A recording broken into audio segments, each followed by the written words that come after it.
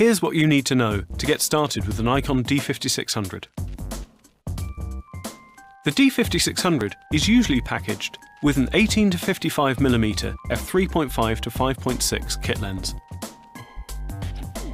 For greater versatility, the 18 to 140mm f3.5 to 5.6 offers a wider zoom range.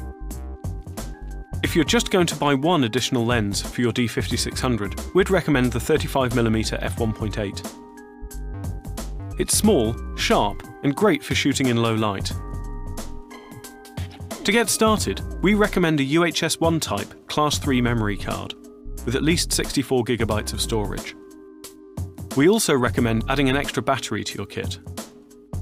If you're a beginner, the green auto mode will take care of the shooting settings, letting you focus on composition. But to get the most out of the D5600's 24MP sensor, we recommend shooting in RAW mode and adjusting the images using Nikon's bundled Capture NXD software. For more advanced photographers, the PASM exposure modes will let you take full control over the D5600, including its versatile 39-point autofocus system.